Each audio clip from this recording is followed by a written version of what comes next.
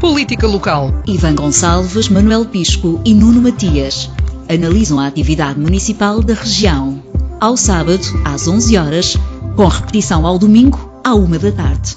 Bom dia, cá estamos reunidos para mais um Política Local com Manuel Pisco, da Assembleia Municipal de Setúbal, Presidente da Assembleia Municipal de Setúbal, eleito pela CDU, Ivan Gonçalves, Presidente da Assembleia Municipal de Almada, eleito pelo PS, e Nuno Matias, Vereador em Almada, eleito pelo PSD. O programa está no ar aos sábados às 11 horas e aos domingos às 14 horas e para o dia de hoje temos 3 temas em agenda: o resultado das eleições europeias, uma vez que este é o primeiro programa depois das eleições, a governação municipal em Almada, depois de termos também já falado aqui de algumas coisas relativas a esta matéria no seguimento da entrevista de Joana Mortágua à Rádio Popular FM e também ao jornal O Setubalense, no quadro do diagnóstico autárquico que estamos a fazer, a entrevistar os eleitos de cada um dos partidos no Executivo. Esta semana entrevistámos Nuno Matias e depois, por fim, temos também a assinatura dos acordos para a habitação financiada pelo Plano de Recuperação e Resiliência. Há várias autarquias da região que também já assinaram esses acordos com o Governo. Começamos pelo primeiro tema, o resultado das eleições europeias. Ivan Gonçalves, o Partido Socialista reclama vitória, não só a nível nacional, mas isso ainda é mais notório no plano regional, em que o PS conseguiu 34,15% dos votos e muito à frente do segundo partido, ou da segunda força partidária, que foi a AD, que não chegou aos 20%.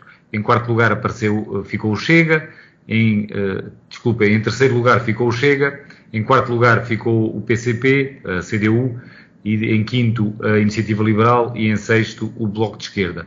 Isto relativamente a resultados no Distrito de Setúbal. Sendo que houve uma subida significativa dos partidos da direita, à direita do PSD, a Iniciativa Liberal e o Chega, e houve uma perda de votos à esquerda do PS, tanto por parte da CDU como do Bloco de Esquerda. Como já tinha dito, ia começar por Ivan Gonçalves. Que destaques é que quer deixar relativamente ao resultado das eleições europeias?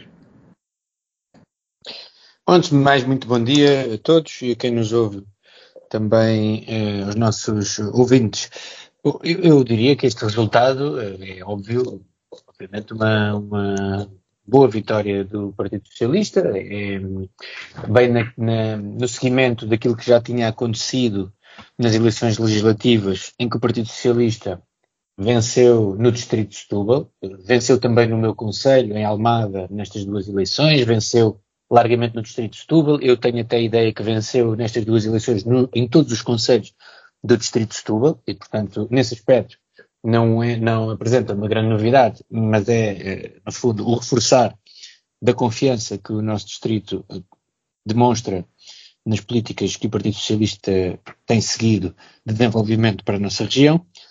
Acresce aqui a novidade que o Partido Socialista venceu as eleições a nível nacional, foi o partido mais votado, o que me parece, tendo em conta a conjuntura em que nós vivemos nas últimas semanas, que significa um reganhar da confiança que de alguma forma tinha sido, ou parte da confiança que tinha sido perdida nas últimas eleições legislativas, que levou a uma derrota do Partido Socialista. Portanto, o Partido Socialista volta a ser o partido mais votado, aquele em que mais portugueses confiam, e isso eu acho que é uma boa notícia, genericamente, e é uma boa notícia para o Partido Socialista, necessariamente, ainda para mais, tendo em conta aquilo que nós vivemos. Era aí que eu chegaria também, nos 15 dias que antecederam as eleições, que foram recheados de anúncios de medidas por parte do Governo, de conselhos de ministros, até mais do que um por semana, para anunciar medidas e para anunciar pretensas resoluções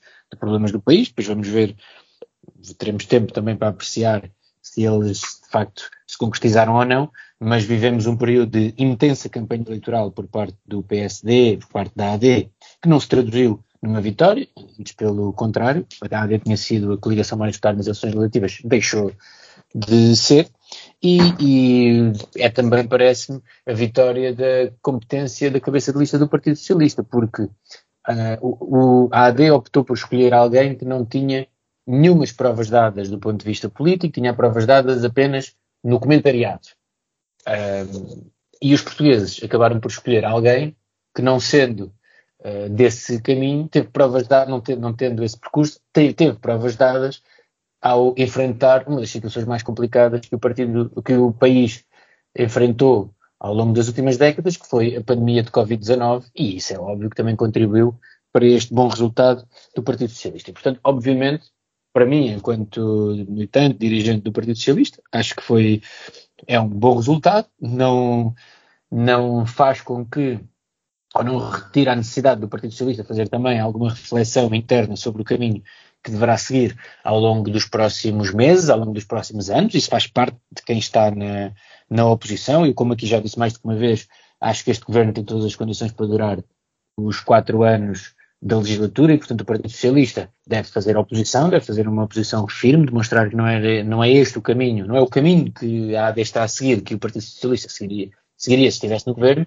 Agora, também não tenho dúvidas de que há muita reflexão que é preciso ser feita, e que há também uma renovação, um rejuvenescimento, quer das políticas, quer das pessoas, quer dos dirigentes, que o Partido Socialista tem que fazer. E isso não me parece que isso esteja afastado. Ainda assim, é sempre bom trabalhar em cima de vitórias, e esta vitória para o Partido Socialista, claro que é marcante. Nuno Matias, da sua parte, reconhece que houve uma vitória do PS, certamente, a nível nacional. O PSD subiu aqui no distrito de Setúbal, quase duplicou a votação, mesmo somando os votos que em 2019 PSD e CDS tiveram. Desta vez a percentagem foi quase o dobro e os votos foram mais do dobro, apesar também da subida dos outros partidos da direita, designadamente do Chega e da Iniciativa Liberal. Bom, muito bom dia, Francisco, bom dia ao Manuel e ao Ivan, e bom dia aos nossos ouvintes, é sempre um gosto. Sim, não há dúvida, do ponto de vista objetivo, o Partido Socialista ganhou as últimas eleições europeias, mas eu acho que é preciso contextualizar e refriar aqui um bocadinho a análise, porque se tivermos em atenção que das legislativas para as europeias houve mais de 2 milhões de votos, que nas eleições legislativas a AD ganhou por 54 mil votos, mais coisa menos coisa, e agora o Partido Socialista venceu por sensivelmente 38 mil votos. E portanto estamos a falar de resultados muito aproximados, quer nas legislativas, quer nas europeias, e portanto parece-me que não vale a pena fazer grandes leituras político-partidárias nacionais, até porque, se fosse caso disso, eu teria que dizer, até pegando aqui neste raciocínio que o Ivan acabou de fazer, que então o Partido Socialista deve ficar preocupado porque apresentou uma candidata que tem experiência governativa e mesmo assim só ganhou por 38 mil votos a alguém com 28 anos e sem experiência política. E, portanto, eu próprio não faço essa leitura, mas acho que seria simplificar, e é simplificar fazer estas leituras, da mesma forma que no distrito, como é óbvio, eu pessoalmente que fui candidato pela Aliança Democrática na lista para as eleições europeias, apesar de em lugar não elegível, foi essa a condição que eu também impus quando o convite me foi feito. Necessariamente também fico muito satisfeito, como diz, por termos crescido, mas mesmo este crescimento, eu não sei se uma parte dele, que certamente também tem, e isso também há de se refletir noutros partidos, nomeadamente no Partido Socialista, no voto por mobilidade, onde nós não conseguimos perceber quantos votos é que são do distrito e quantos votos é que não são, até porque nós temos áreas turísticas onde necessariamente nesse fim de semana prolongado tivemos pessoas a votar, e portanto eu não quero fazer aqui o embandeirado arco. Necessariamente foi bom porque a AD subiu de 42 mil votos para 63 mil, contabilizando os votos de 2019, onde o PSD, o CDS e o próprio PPM, se bem que com o Chega, na altura, não era Chega, era Basta, mas de qualquer maneira, somando tudo isto, estamos a falar de um crescimento significativo, que não se explica só por votação por mobilidade, mas que também tem alguma, e portanto fazer aqui leituras neste momento locais é um bocadinho mais enviesado quando nós sabemos que houve aqui votos por mobilidade e nós não sabemos a amplitude e a magnitude em todo o lado deste fenómeno. Só queria fazer uma leitura que eu acho que é importante, porque eu acho que estas eleições e as próprias sondagens que têm saído, ainda ontem saiu mais uma, para um cenário de legislativas onde dava a AD a crescer e a aumentar um pouco a vantagem em relação ao Partido Socialista, mas as sondagens são o que são. Mas eu acho que, sobretudo, ela demonstra uma coisa, é que, neste momento, o eleitorado não quer instabilidade e quer que os partidos se entendam, dialoguem e tentem encontrar pontos onde houver possibilidade de encontrar pontos, e depois haverá um momento em que haverá eleições, certamente, e nessa fase os eleitores que são certamente maduros e conseguem perceber o que está em causa, saberão recompensar ou penalizar quem está atualmente no governo ou quem está atualmente na oposição. E, portanto, acho que não vale a pena fazer outra leitura que não seja os sinais que são dados é que os eleitores não querem instabilidade. Há aqui uma aproximação evidente entre as principais forças partidárias. Há um fenómeno que eu também não sei se não terá a ver com o facto do cabeça de lista não ter sido tão conseguido como foi o do candidato do Chega, que levou a uma queda abrupta nos votos. Teremos que ver em próximos atos eleitorais se há um fenómeno de contenção do Chega que seria desejável, se é apenas um fenómeno passageiro que teve a ver com o candidato. Mas há aqui todos estes fenómenos que, sobretudo, ajudam a mostrar é que há aqui um bloco de proximidade entre os principais partidos, e neste caso o Partido Social Democrata, o AD e o Partido Socialista, e que deve levar a que haja maturidade dos principais protagonistas para tentar encontrar pontos onde necessariamente tenha que haver pontos, porque o PS e o PSD não são partidos iguais, nem têm que pensar da mesma maneira, mas o construir pontos em algumas matérias não significa que haja um anular de um partido com o outro ou de um bloco partidário com o outro. Há que, sobretudo, pensar no que é melhor para os portugueses e para os cidadãos.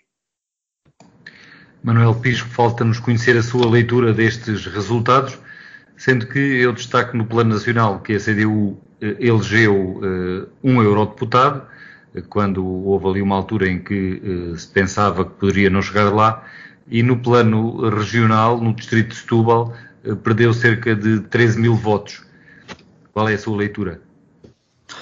A minha leitura, bom dia a todos, antes que me esqueça, a minha leitura é um pouco diversa, quer do Ivan, quer do Matias. Diversa neste sentido.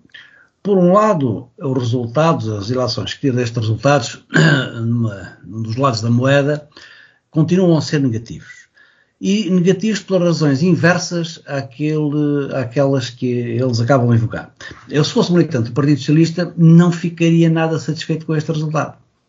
Mas também, se fosse militante do PSD ou da AD, também não ficaria. Porque eles repetiram o empastelamento em termos de representação eleitoral que nós temos neste momento no governo e que resultou das últimas eleições legislativas.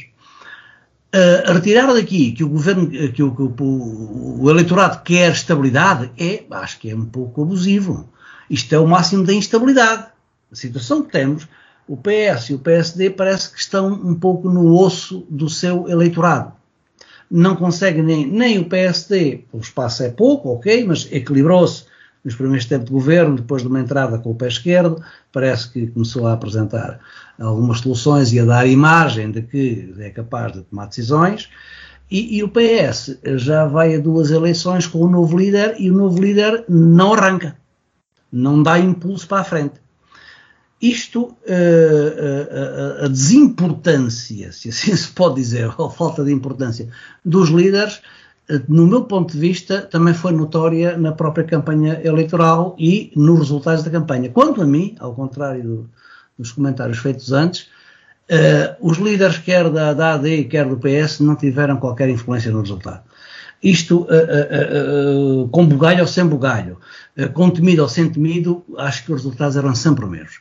Aliás, a campanha teve alguns aspectos de uma leitura subliminar que a população apercebe-se, que foi uma espécie de uma feira de vaidade. As pessoas estavam contentíssimos, os candidatos estavam contentíssimos de serem candidatos ao Parlamento Europeu. Havia ali uma exaltação do seu ego que era uma coisa deslumbrante, não é? Em geral, estavam todos contentes porque iam ser candidatos, estar em Bruxelas e tal. Ouvi alguns comentadores dizer que finalmente estava-se a discutir os assuntos europeus nesta campanha. Eu não ouvi nenhum assunto europeu. Não ouvi. Eu não vi ninguém num debate sério sobre as questões, a guerra que está aí na Europa, a imigração que está aí, a economia, que é uma coisa complicadinha, não é? Com agora os esforços que se vão fazer para canalizar financiamentos para a guerra, com aquilo que está a acontecer com o patinar do motor da economia europeia, que é a Alemanha. Eu não vi ninguém debater assuntos macro, ou seja, que dizem respeito a todos os membros, todos os Estados-membros da União Europeia. Vi foi coisas casuísticas e sorrisos. E, portanto, não me parece que tenham sido os candidatos que tenham dado algum contributo positivo ou negativo para aliás, vimos no rosto do candidato da AD um desânimo, acho que também é exagerado, não sei o que é que o senhor estava à espera, o candidato, não é? O Bugalho estava à espera de uma vitória rotundante que entrava como um novo guerreiro que chega e conquista a praça forte da Europa de uma vez só. Ficou desanimadinho e tal. Pronto, foi eleito, era esse o objetivo, já está feito. Portanto, o que é que no plano interno, o empastelamento eleitoral e a falta de segurança, não é a instabilidade, não é o contrário da estabilidade, manteve-se. Por outro lado, no outro lado da moeda, eu tinha já identificado como uma grande incógnita destas eleições, em termos de efeitos internos, era o que é que iria acontecer ao Chega. O Chega aguentava-se, mantinha o eleitorado, aquele disparo eleitoral que tinha havido nas legislativas, ou ia mostrar mais da sua realidade, e se ficar mais a nu, qual é a realidade eleitoral do Chega. Quando aquele resultado aparece de uma quebra dupla, com a margem abrupta, mais de metade dos votos, perdendo 800 mil votos em tão pouco espaço de tempo, é que o que é aqui significativo é que são eleições entre as legislativas e as europeias, um curto espaço de tempo. Isto só permitirá que aquele resultado primeiro foi meramente circunstancial. Foi um voto de protesto canalizado, foi um voto útil de protesto à situação de governo que está.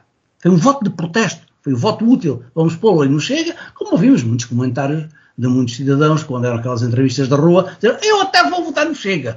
Não era por opção, era porque era para protestar.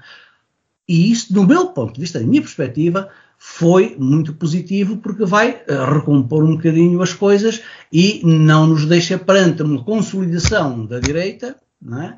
Da extrema-direita, da extrema populista, da direita populista, que isso seria um risco permanente muito maior ainda para já o sistema de governo e o sistema político. Ora, o Chega ficou sem essa bagagem. Acho eu espero que isto se mantenha. Estas eleições, pela proximidade, dão-nos aqui alguns indicadores. Portanto, ficamos sem soluções internas estáveis, continuamos na mesma, tal como estávamos. Ganhar por mais de 20 mil, menos 20 mil, isso não é ganhar coisa nenhuma. Isso não é ganhar. Ganhar é ficar a uma distância razoável do segundo concorrente. Isso é ganhar. Por outro lado, os partidos pequenos não trouxeram novidade nenhuma. Os partidos pequenos, quer dizer, o Bloco de Esquerda, o PCP, o PAN, a novidade, há uma novidade e eu acho que não é voto útil. Agora foi o retirar o efeito ao voto útil que permitiu que muitos eleitores fossem aquilo que é o seu voto mais natural, que é a opção pela iniciativa liberal. Acho que a iniciativa liberal foi a grande capitalizadora, a grande vencedora, somou votos, e vieram de onde? Vieram de onde já tinham vindo nas eleições legislativas, vieram do PSD, sobretudo do PSD, vieram do Chega, portanto recompuseram-se, não é? Eu acho que recompuseram-se. E também, eu admito que tenha tido alguma influência o candidato às eleições, porque foi um personagem que adotou uma postura mais isenta no sentido em que expôs as suas perspectivas, e não fez aquele jogo mais pessoalista de eu é que sou bom, eu é que sou simpático, eu é que vou dar um beijinho à senhora. Os candidatos pensam que isso cobra, que isso paga. Mas eu não sei se paga, porque no fundo as pessoas desvalorizam isso completamente. Portanto, do lado nacional ficámos empastelados, do lado europeu empastelados ficámos. A grande subida da iniciativa liberal não compensa de forma nenhuma, vai compensar ou equilibrar a grande perda do Chega, da extrema-direita, sendo que neste caso o Chega fica em contraciclo com o resto da Europa, que subiu bastante na França, com resultados imediatos internos. A gente diz europeias é uma coisa, nacionais é outra. Não é nada. Imediatamente a seguir o Macron, quase ainda não havia resultados publicados, manda decreta eleições antecipadas. E na Alemanha, outro tanto devia ter acontecido, se calhar, por mesmo critério devia ter acontecido o mesmo, porque a Alemanha também tem uma grande subida direita e o Olaf Scholz não está numa situação idêntica à do Macron. E aqueles dois líderes nacionais da Alemanha e da França estavam claramente a tentar dar as mãos e a entender-se para forçar políticas de outros Estados-membros em certos sentidos. Estavam a fazer isso e o povo disse, estão a fazê-lo à revelia dos interesses da população. E nós estamos em vários planos com a revelia dos interesses da população, muito já a pisar o risco dos limites. Os governos e a Comissão Europeia vinha atuando para além do mandato popular. Vinha pisando riscos. Eu acho que estas eleições tem que se tirar estas eleições. A massa eleitoral responde de forma atenta ao sentido das coisas, da condução da política dos seus Estados e do conjunto dos Estados. E, portanto, agora retirem as eleições no plano europeu, mas isso aí, as coisas estão mais complicadas porque os vetores de influência na política europeia são muito externos, vêm de fora. São muito externos, não são autónomos, não são endógenos, vêm de fora. E nós estamos numa situação muito complicada, vamos ver o que é que dá, mas a composição do Parlamento que vai ficar, independentemente da composição da Comissão Europeia ou do Conselho Europeu, independentemente disso, o Parlamento é que conta, já fica numa composição com uma correlação de forças mais complicada de tomar decisões claras num certo sentido. E, portanto, aí as coisas não melhoraram, ficaram mais arriscadas e no plano interno ficámos mais ou menos, ou exatamente na mesma, com algum alívio em relação ao peso do Chega. No entanto, o Chega continua a ter os 50 deputados, não é? E fará uso deles enquanto este Parlamento e a composição deste Parlamento se mantiver. É esta a leitura que faço e julgo que não terei agradado às opiniões, né? nem do Ivan, nem do Nuno, mas se calhar nem as do PCP, nem as do Bloco, mas é a leitura que faço destas eleições. Ivan Gonçalves, não sei se quer dizer mais alguma coisa, mas sim, se quisesse... Não, queria dizer, eu respeito para passar para o segundo tema, sim. Sim, respeito as opiniões do Manuel Pisco, mas não concordo com algumas coisas. Em primeiro lugar, quer dizer, é verdade que a margem foi curta, mas as margens curtas não servem só quando o Partido Socialista não vence eleições, também servem quando o Partido Socialista vence eleições e, portanto, o Partido Socialista neste caso venceu, não foi por uma margem muito grande, mas vem de uma não vitória nas eleições legislativas, ultrapassa a AD, isso parece uma evidência. Depois eu concordo com o Manuel Pisco num ponto, e não referi isso no início, mas a extrema-direita não teve o resultado que tinha tido nas eleições legislativas, e isso eu acho que é muito importante, e dá-nos uma indicação, é que talvez o voto que tiveram nas eleições legislativas tenha sido, como o Manuel Pisco disse muito bem, a meu entender, um voto circunstancial. Agora cabe também aos outros partidos serem uma alternativa para aquelas pessoas que foram votar naquelas eleições num partido de extrema-direita, para que nas próximas eleições, tal como não fizeram nesta, não voltem a fazer isso. Sob o ponto de vista europeu, eu não partilho da opinião do Manel, não partilho do seu pessimismo por uma questão muito simples.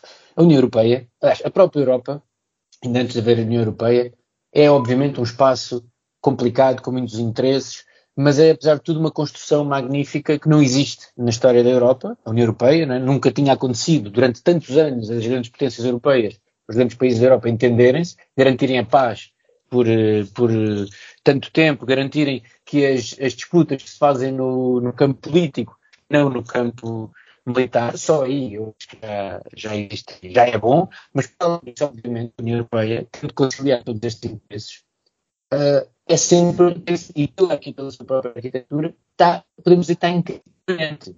Mas faz parte da própria construção da Europa, porque eu não sei de que forma é que poderia ser, até pelo aspecto inovador que a União Europeia tem. Não há mais um sítio no mundo onde diversos países tenham de se dedicar a sua soberania, a soberania económica, para construir algo em conjunto. Acho que não há nenhum espaço onde tenha sido este aprofundamento. Portanto, eu não tenho a visão pessimista que o Manuel Pisco tem. Acho que há sempre tensões, mas na verdade os partidos moderados venceram. E os partidos europeístas venceram e têm um mandato para poder, logicamente, com todos os equilíbrios, todas as tensões, prosseguir no caminho que tem vindo a ser prosseguido, que é o caminho de paz, prosperidade, democracia. Eu acho que isso é positivo. Nuno Matias, também a oportunidade para mais alguma coisa nesta segunda ronda, mas rapidamente. Sim, muito rapidamente, dar nota, também não concordo com tudo aquilo que aqui foi dito, mas só enfatizar duas ou três ideias que me parecem importantes até para demonstrar a importância para os cidadãos, na minha leitura, de que esta estabilidade é fundamental. Em primeiro lugar, porque nestas eleições, e eu concordo com o Ivan, como é óbvio, houve um vencedor. Da mesma forma que em março tinha havido um vencedor e, portanto, seja por um voto, seja por 34 mil, seja por 54 mil, um vencedor é um vencedor, desde que tenha mais um voto. Mas o que é verdade é que não houve alteração grandemente de circunstâncias e que se fizéssemos um replicar para a Assembleia da República, necessariamente até se sairia reforçado o bloco parlamentar de centro-direita. Da mesma forma que, a nível europeu, também discordo um bocadinho dessa visão de alguma incapacidade por algum crescimento que não era desejável, como é óbvio, de algumas franjas de extrema-direita, mas que, e aí concordo com o Ivan, acho que há aqui um bloco moderado no Parlamento Europeu que irá conseguir firmar entendimentos estratégicos e ao centro, naquilo que é o centro estratégico da política europeia, onde necessariamente terá que haver entendimentos em relação àquilo que são as principais estratégias e em relação aos principais eixos políticos que o Parlamento Europeu terá que, em conjunto com a Comissão Europeia e o Conselho Europeu, conseguir dar andamento para um tempo que necessariamente é desafiante.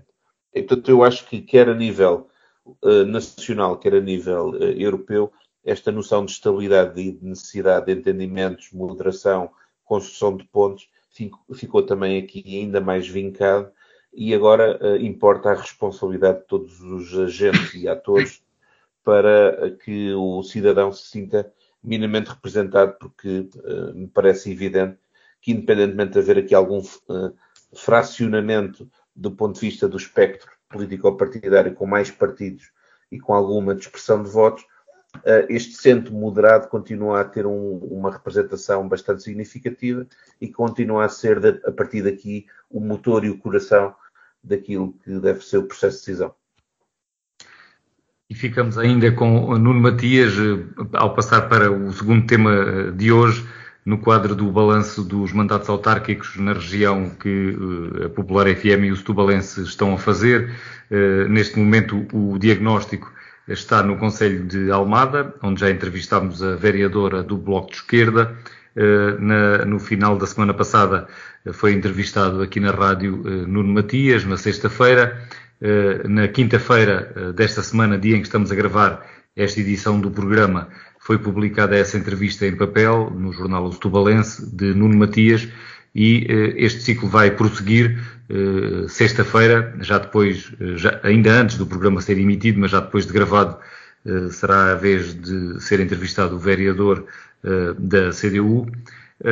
E isso faz com que aqui no programa agora também nos possamos deter um pouco sobre Almada, fazer o foco em Almada relativamente a este mandato autárquico e pegando na entrevista de Nuno Matias, que é uma entrevista em que Nuno Matias, enquanto vereador do PSD, que tem pelouro nesta Câmara, que é de maioria socialista, não quis fazer uma avaliação do trabalho liderado por Inês Medeiros, pelo Executivo Socialista, preferiu falar antes do PSD, mas diz que o PSD é importante para a governabilidade no município de Almada.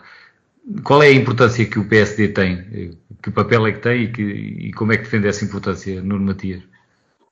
Francisco, aquilo que eu quis procurar assinalar e sinalizar é que em Almada, como em todos os municípios onde, por decisão dos eleitores, o partido vencedor não teve uma maioria absoluta para poder governar sozinho, necessariamente há que criar pontos de entendimento e de governabilidade para a construção de soluções que estejam de acordo e que vão em linha com as necessidades da população, e é isso que desde 2017, por vontade dos almadenses, tem acontecido. E quando diz eu não quis comentar a ação ou a valorização da atividade da Presidente da Câmara e do Partido Socialista, é porque não me cabe a mim comentar os outros partidos. A mim cabe-me, enquanto líder de um projeto e enquanto primeiro eleito na Câmara Municipal, trabalhar, representar os meus concidadãos e procurar dar o meu melhor. E por isso é que quando me perguntaram de 0 a 10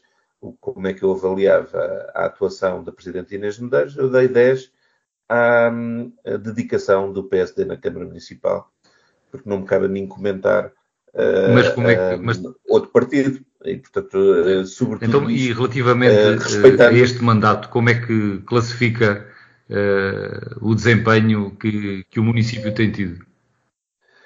Aquilo que eu classifico é que este mandato nós estamos a tentar acelerar um conjunto de projetos que são estruturantes para o futuro do município. E que isso, feliz ou infelizmente, demora algum tempo. Eu já há muitos anos, que quem me ouve falar sobre Almada defende que há muitos projetos que já deviam estar a ser pensados para tentarmos com isso na primeira oportunidade. Agora temos o PRR, mas no passado tivemos quadros comunitários de apoio e podemos vir a ter no futuro outros que nos permita acelerar depois, à medida que é possível, a sua execução. E é também um tema que queremos falar, a questão da habitação e os protocolos que estão a ser assinados entre o Governo e as câmaras municipais para acelerar também os investimentos em habitação. Este mandato está a ser bastante enquadrado neste conjunto de projetos de investimento. Eu em Almada recordo-me, temos a questão da habitação, mas temos também a questão da construção dos centros de saúde, temos a questão da construção da loja do cidadão, que era também algo que motivava e mobilizava a esmagadora maioria dos partidos políticos no Conselho. Temos um conjunto de investimentos que necessariamente precisam de apoios para acelerar a sua realização, porque a Câmara de Almada tem sensivelmente 25 a 30 milhões de euros de investimentos por ano para concretizar, mas se não houver estes apoios, não se consegue desmultiplicar tudo num ano, ou em 2 ou em 3, e portanto estas capacidades de investimento também passam pela capacidade de projetar, de ter uma intervenção estratégica e tentar acelerar na primeira oportunidade a sua realização, e é isso que este mandato tem vindo a procurar mostrar. Há obras que estavam já lançadas no mandato anterior e que agora estão a ser concretizadas, há outros projetos que foram lançados neste mandato, uns que vão ser finalizados até ao fim do mandato, outros que certamente passarão para o mandato seguinte, estejamos cá nós ou outros. O importante é que as obras se façam e os projetos estratégicos se concretizem para bem dos cidadãos almadenses ou de quem nos visita, porque é esse o objetivo dos autarcas, não é estar a pensar só naquilo que é a valorização que é feita no presente, mas sobretudo na utilidade que essas obras geram para o futuro.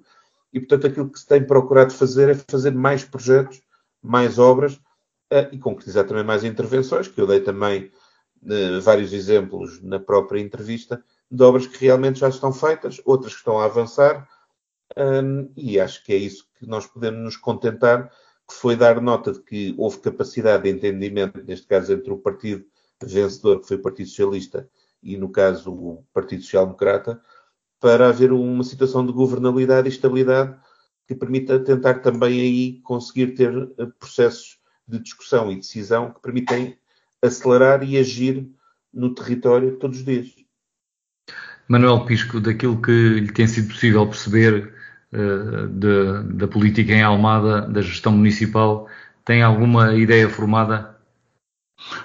Eu tenho uma ideia um pouco à distância. Eu li um pouco apressadamente a entrevista do Nuno Matias, mas já tinha a noção daquilo que lá está dito. E nessa entrevista registrei um facto interessante que me leva a classificar ali a situação de coligação objetiva entre o PS e o PSD em Almada. Tem vários apoios atribuídos, que está no Conselho de Administração dos Serviços Municipalizados, mas não é isso relevante, mas um deles, se for erro, é do jornal, foi isso que eu li, um deles é o do controle orçamental. Ora, portanto, uma maioria relativa de um partido que entrega o pluro do controle orçamental a um membro da oposição. E eu acho isso muito bem, eu não estou a criticar isso, acho isso muito bem, mas é completamente inusual. Não é nada prática corrente, porque a coisa que as maiorias mesmo relativas querem é tomar conta das finanças e tal. E eu acho que isso tem uma implicação que me leva a entender que está ali de facto uma coligação objetiva. Não formalizaram, não fizeram um acordo, mas a responsabilização do eleito do PSD que aceita estes pluros é naturalmente uma responsabilização que implica uma consonância com a maioria relativa do PS. Quando a maioria relativa entrega estes pluros, nomeadamente este que refiro do controle orçamental a um membro da oposição, é porque tem também a confiança que consegue trabalhar com alguma consonância com este membro. Portanto, há de facto uma coligação objetiva que resolveu a situação de maioria relativa. Não estou a criticar, não estou a fazer juízo de valor, até acho positivo, se quisermos, até acho positivo que isso aconteça e não vejo nada de estranho nisso. Agora, quanto aos grandes projetos, as grandes obras, eu acho que a Almada está tão empastelada como tem estado nas últimas décadas em relação aos tais grandes projetos e em relação às outras câmaras. Nenhuma câmara consegue por si arrancar com grandes projetos. Tem lá a questão da cidade da água que está, vítima da burocracia nacional que não se regionaliza nem ninguém quer por mais nenhuma. Portanto, é o governo a decidir tudo e mais alguma coisa. São as entidades administrativas centrais que decidem e emperram, não decidem e emperram e assim ficam as coisas. A Almada sofre do mal da falta da tal reforma administrativa do Estado. É sempre a mesma história. E a Almada padece muito por isso, porque a Almada tem potencialidades económicas, tem potencialidades demográficas, tem potencialidades geográficas, está ali à beira de Lisboa, é um bypass para Lisboa, não é? Todo o sul do país passa por Almada ou pelo Barreiro para Lisboa, mas Barreiro é mesmo só passagem. A Almada beneficia bastante da proximidade com Lisboa, no entanto não consegue fazer a cidade da outra margem, a verdadeira cidade capital da outra margem. E não acontece nada de muito relevante, continua a ser uma cidade-província, como província do distrito de Setúbal, distrital, pronto. Eu creio que as potencialidades de Almada não estão porque, e aí volto a apontar o dedo à tal história, à tal questão que é recorrentíssima e às vezes mencionamos, outras vezes, para não enjoar a conversa, já não a mencionamos, mas é a falta de reforma administrativa do Estado prejudica seriamente estas cidades que estão no caminho da capital. É o caso do Barreiro, do Seixal, da Almada, e é o caso, e era esse falta de desenvolvimento, que em épocas mais atrasadas, no tempo do governo do outro regime, serviam de zona industrial. Era no quintal da capital de Lisboa que se faziam as indústrias. Ali é que se fazia as indústrias, que eram poluentes, que tinham operariado, etc, etc. Então, isso foi no Barreiro, foi no Seixal, Setúbal também foi usada para isso, mas o desenvolvimento com alguma autonomia ele nunca aconteceu. Agora, Almada tem potencialidades também por si, também se vê, como Setúbal tem, e Almada provavelmente até tem com mais liberdade, porque Setúbal tem um conjunto de praias que têm afinidade turística, que são pequenas praias, a Figueirinha é maior, e tem a grande praia do outro lado. A grande praia do outro lado, que é de Troia, foi vedada aos variantes, aos cidadãos que querem usufruir de praia livremente, foi-lhe vedada em termos de seleção económica. E não se pode ir para a Troia porque é incomportável. Portanto, ficou com meia dúzia de praias pequenas do lado da Arrábida. A Caparica tem uma vantagem enorme, que tem quilómetros de praia na costa da Arrábida, praia aberta. E nós habituámos a ver que a utilização e a exploração das praias da Caparica, das praias da costa, é o turismo de massas dos habitantes de Lisboa que se descarregam ali aos fins de semana em verão, mas não vimos nunca evoluir uma recualificação, até o Polis também não deu grandes resultados, ver uma requalificação daquela zona, porque aquilo é mesmo usado para ir à praia de verão e depois abandonar e fica assim. Manuel Pisco, já que está a falar das praias da Costa da Caparica, sim, eu comentar eu introduzo aqui também é revelador daquilo que eu estou a dizer, ia referir isso, não era? Ia falar do acesso às praias. Exatamente. António Mendonça, quer dizer, o próprio António Mendonça Mendes, deputado do Partido Socialista, vai ter que sofrer depois. Defende que se deve pensar em limitar o acesso dos carros. Controlar, ao mesmo que tem que se controlar. Aquilo tem uma capacidade de carga máxima. As pequenas praias de Setúbal, não é, têm uma capacidade de carga humana muito menor que as praias da costa. Muito menor. Mesmo assim, é aquilo que eu estava a dizer. É preciso regular o acesso a estas praias, sobretudo o tráfego automóvel. As coisas, agora, ao fim deste tempo todo e tantos anos de problema, nós passámos algumas 2 ou 3 campanhas aqui em Setúbal a combater contra a história do IMI, da baixa do IMI e da história do acesso às praias. Porque as pessoas queriam o acesso livre. É liberdade. Agora, no primeiro fim de semana que houve calor aqui no país, aqui em Setúbal, foi um caos autêntico, não é? E uma quantidade de gente já depois a reclamar, até se houver um acidente, e daí como é que é isto? É uma inconsciência, não é? Bom, a regulação é mesmo necessária e os factos foram contra as oposições locais que andaram aqui a fustigar a CDU em Setúbal. Agora, Almada, não há razão para isso, não é? Os próprios tem que ser a nível do político, um nível político do dentro do partido, alguém que vem dizer assim, isto tem que ser coordenado, isto tem que ser regulado, tem que ser organizado, porque senão isto não funciona. Portanto, esse reconhecimento é positivo.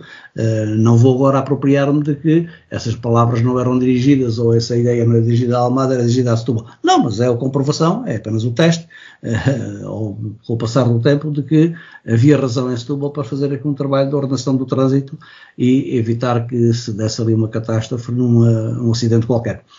Ivan Gonçalves, Manuel Pisco, peço desculpa por apressá-lo, mas queria também ouvir Ivan Gonçalves. Antes de mais, que avaliação é que faz a este mandato autárquico, liderado pelo PS em Almada, e se reconhece importância ao contributo ou ao papel do PSD para a governabilidade no município? Obviamente que o PSD tem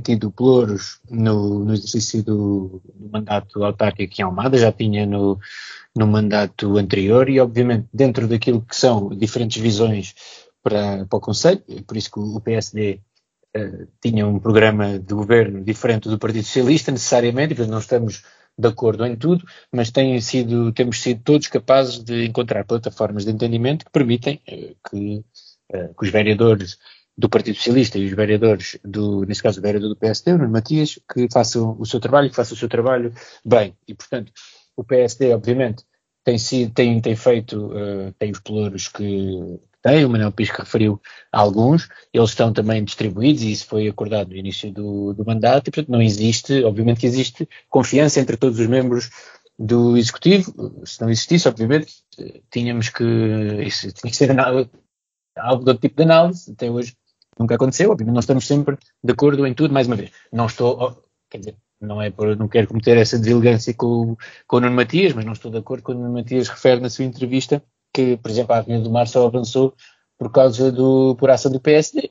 Enfim, percebo porque o Nuno Matias salienta o trabalho que tem desenvolvido, e não quero retirar mérito, mas a Avenida do Mar, por exemplo, até é um dos casos em que já estava até fazia parte, a obra da Avenida do Mar fazia parte do programa do Partido Socialista, suponho que também fizesse parte do programa do PSD, mas é alguém que eu acho que todos estamos de acordo, e que no fundo não estou de acordo com ele quando diz que só aconteceu por causa do PSD. Acho que aconteceria mesmo que o PSD não estivesse na governação, mas enfim, passando essa parte, acho que tem sido possível, ao longo destes 7 anos, quebrar com alguma da estagnação que existia no nosso concelho, que fez com que os almadenses escolhessem uma mudança de ciclo. Aliás, os almadenses quiseram, em 2017, mudar de governo, escolheram o Partido Socialista, não com uma maioria absoluta, com uma maioria relativa, como aqui também já foi referido, mas em 2021 o voto no Partido Socialista até foi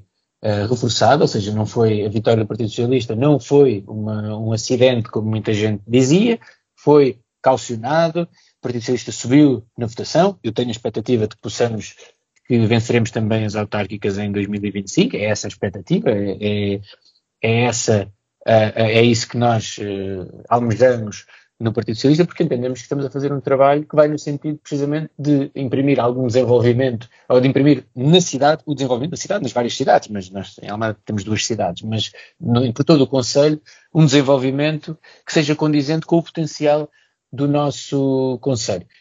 Relativamente à questão que agora aqui também falavam sobre o acesso dos carros à Fonte da Telha, eu acho que é preciso termos alguma calma e alguma ponderação quando abordamos estes temas. Em primeiro lugar, este é um tema fundamentalmente de segurança e é um tema que tem vindo a ser monitorizado pelos autarcas do Concelho de Almada e até já foi abordado por diversas vezes no Conselho Municipal de Segurança. Portanto, não é um tema que se preste a achismos ou aquela coisa de que de vez em quando vamos à Almada ou às praias da Almada ao fim de semana, vemos e vemos como é que as coisas estão e daí retiramos conclusões. Não, há profissionais que estão a trabalhar sobre o tema, há profissionais que são tecnicamente muito competentes na questão da gestão do tráfego, na questão da proteção civil, na questão da segurança. Portanto, neste momento, e que estão a avaliar, e que têm vindo a avaliar, quando eu digo estão, não é deste mês, é uma questão que está em permanência. Obviamente, é uma preocupação. A Almada, como dizia o Manuel Pisco muito bem, tem uma afluência, sempre que está calor, tem uma afluência de milhares e milhares de pessoas que vêm de fora do Concelho de Almada, dos diversos concelhos, quer da Margem Sul, quer da Margem Norte,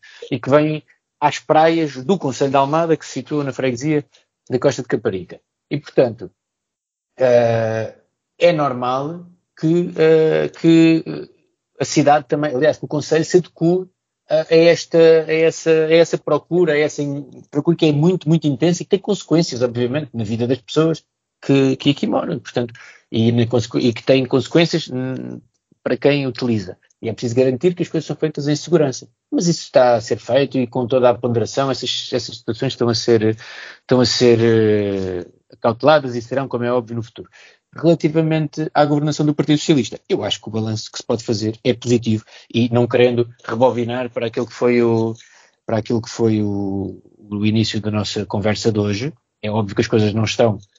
É óbvio que o resultado de umas eleições legislativas, de umas eleições europeias, não está diretamente ligado à governação autárquica, mas obviamente eu também acho que há aqui um capital de confiança que os almadenses têm no Partido Socialista e que justifica que o Partido Socialista vença consecutivamente as eleições. Ou seja, se houvesse uma censura ao trabalho que o Partido Socialista está a fazer na Câmara Municipal, com certeza essa relação de confiança era posta em causa. Isso é natural que seja assim e não são esses indicadores que temos.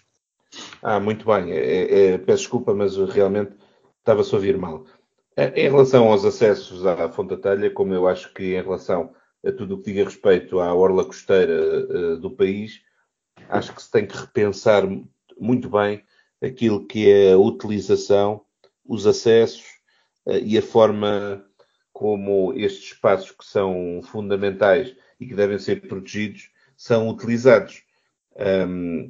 Não é por acaso, ainda há poucas semanas a Câmara de Almada aprovou o lançamento de obras nos acessos às praias do Sul, depois de uma primeira intervenção que até teve alguma polémica na Fonte da Telha, mas isso não significa levar para lá mais carros, significa ordenar o acesso e tornar mais racional e mais protegida a utilização de espaços que devem ser eles próprios também protegidos.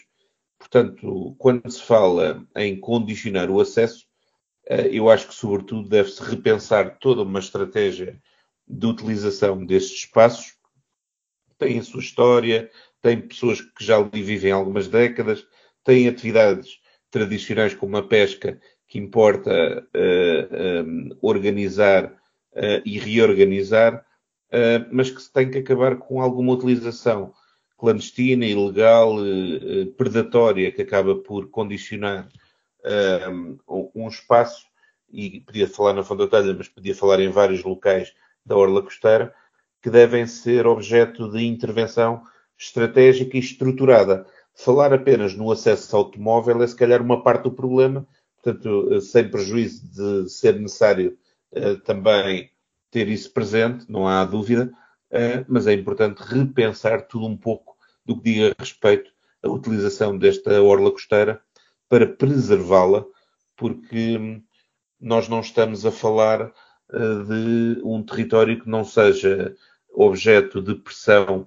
também pelas alterações climáticas e, por isso, cada vez mais as decisões têm que pensar na sustentabilidade futura destes territórios e em pensar como é que eles têm que ser utilizados para evitar dissabores às próximas gerações. Pronto, o som continua com dificuldades. Eu julgo que o Francisco está a querer colocar a questão do PRR.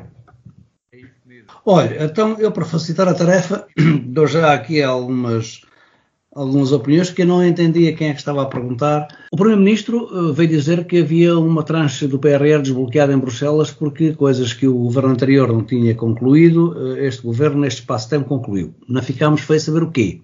Se era a tal reforma do Estado, se era o grau de execução do PRR, se é conseguir pôr a assinatura dos contratos nas várias regiões do país, já se começou lá pelo norte, para que em 2026 estejam terminadas as intervenções e as construções e as reabilitações que o PRR prevê.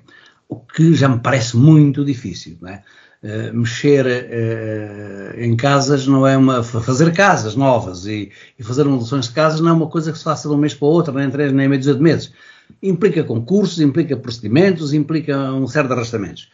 A propósito disto e para ver o que é que está em causa no PRR, na última semana falámos aqui da incapacidade, era o Ivan que colocava mais a questão nesta perspectiva, a incapacidade da Câmara de Setúbal de apresentar a candidatura ao PRR e enquanto a Câmara da Moita teve capacidade e foi aprovado.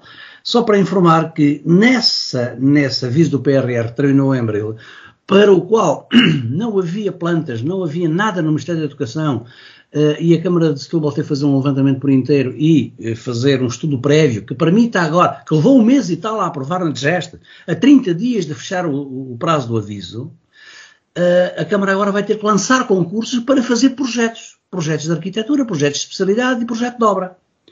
E depois esses concursos levam, às vezes meses, levam tempos. E é quando não ficam desertos, ou não há atraso, ou não há contestações, não há litigâncias que atrasam tudo isso. Portanto, a burocracia pode comer metade do tempo de construção de uma casa, quem diz de uma casa diz de um bairro. Mas nesse concurso, desse aviso do PRR, restavam lá, e ninguém disse isso, restavam lá 120 milhões de euros. E para esses 120 milhões de euros, concurso de remodelação ou recuperação de escolas, foram apresentadas 52 candidaturas. Sabem quantas é que foram aprovadas? 12. 12 candidaturas de remodelação de escolas absorveram os 120 milhões de euros. Não ficou verba do PRR para a remodelação de escolas para mais município nenhum. E, portanto, daí que a Câmara de Setúbal há pouco tempo tenha vindo dizer, olha, o Governo comprometeu-se ou ir ao BEI ou arranjar outra linha de financiamento qualquer para as meter no Orçamento de Estado. Estas foram as tais 146 escolas, julgo que o número é este, que não foram intervencionadas no parque escolar, não é? E ficaram por conta, entretanto foram transferidas para as câmaras. Escolas como esta aqui da secundária do Bocage, nós conhecemos como Liceu, que têm que sofrer uma remodelação completa. E há muitas pelo país fora. Portanto, esta gestão de palavreado sobre o PRR é uma coisa. A gestão de executar o PRR é uma bastante diferente. E com estes problemas de som na fase final do programa, terminamos a edição de hoje com Manuel Pisco, Ivan Gonçalves e Nuno Matias, que voltam a encontrar-se de hoje a 8 dias. Uma boa semana para todos. Política Local. Ivan Gonçalves, Manuel Pisco e Nuno Matias analisam a atividade municipal da região. Ao sábado, às 11 horas, com repetição ao domingo, à 1 da tarde.